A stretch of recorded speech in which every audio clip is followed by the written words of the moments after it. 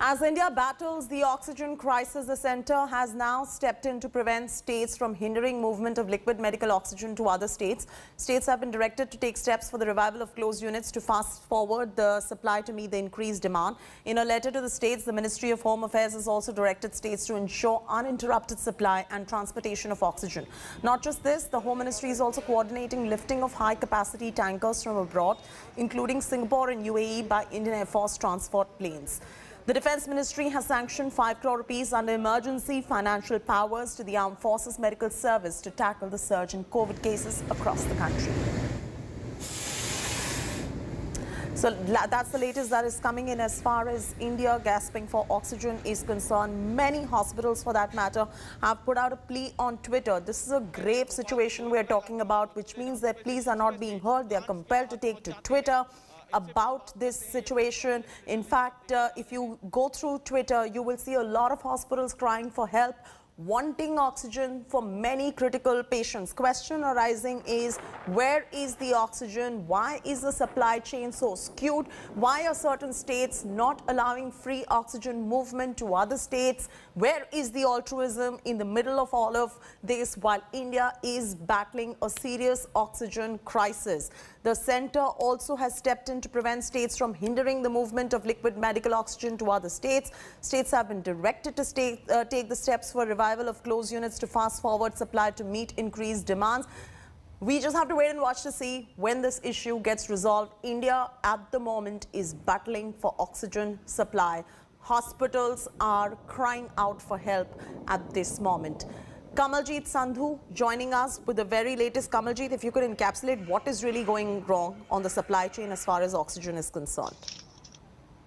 The Chief Minister had told the Prime Minister yesterday in the Chief Minister's conference that this is one problem. One is that the states are not really providing them the oxygen, and the tankers are being arranged. And in the nick of time, Chetty, you have tweeted, I have tweeted, there are several SOS calls going out from Delhi hospitals. So what it seems is that there seems to be a coordination problem on ground.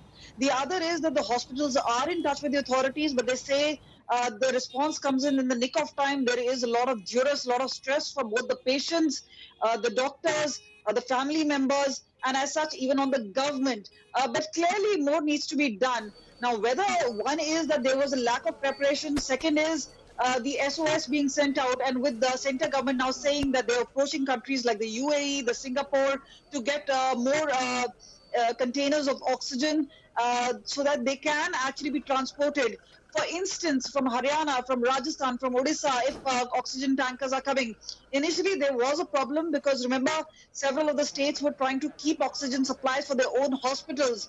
But that has been done away with Ministry of Home Affairs stepping in, giving not only an advisory, but also giving in direction that in no ways that the interstate supply of oxygen can be stopped. Yesterday, Home Minister Amit Shah said that these oxygen tankers should be treated as ambulances, should be given a green corridor, should be ensured security. So number of measures, but this is going to take time. It's not going to happen just overnight. So yes, the systems are taking place, but remember, even as the hospitals are continuing to be burdened with the number of patients, we are going into a record high number of COVID patients each and every single day. And meanwhile, the system is trying to find its own feet, trying to get a coordination, and that itself is taking time. Now, we also saw how Manish Sisodia yesterday tweeted about having a war room of sorts to ensure that there is a SOS call reply to each and every hospital. But remember, this is being cut to cut. We also saw an incident in the GTB hospital, in the Gangaram hospital, where 25 patients had died, though there was a clarification later coming in that this was not because of shortage of oxygen supply, but these were all patients who were on oxygen, higher level oxygen. So clearly, there are chances being taken. There is obviously a lot of concern, a lot of stress. Question, Kamaljeet, here is that why are these hospitals having to take to Twitter and other platforms, which means nobody's listening to them, nobody's answering their calls for wanting more oxygen, whether at the state government level or the central government level? They're clutching onto the straws because obviously they're looking at those who are tweeting, those who are reaching out to social media, are getting some sort of a response. Some are approaching the court. There is obviously a lot of stress related to this because These are hospitals who are responsive, and remember, several of them are now turning away patients. So there are lack of hospital beds owing to lack of oxygen. Then there is also a problem that there is no oxygen for home material as well. So yes, these are certain issues which need to be solved as soon as possible, and that is why when Arvind Kejriwal yesterday in the Prime Minister's Chief Minister's conference told the Prime Minister that there should be a single number. If we are falling short, who do we get in touch with? We also saw the Home Ministry coming into action, but clearly a lot is lacking on the ground. This is day 4 since this entire problem has begun, and the solution is at last minute. We've also heard reports about how one oxygen cylinder is being shared by several patients together.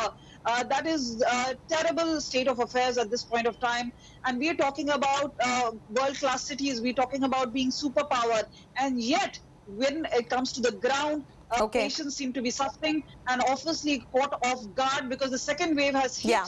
Delhi like anything, and now not just Delhi but the rest of the cities as well as the country seems to be suffering from lack of shortage and apathy of the system. Absolutely. Kamaljeet, hold on with us. Kamaljeet, with that extensive report of where really the problem lies, and all of us here hope really that this problem gets resolved on a war footing. Hi everyone, Preeti Chaudhary here. Hope you like this video. For latest news and analysis, like and subscribe to the India Today YouTube channel. And don't forget to press the bell icon to stay updated. Thank you for watching.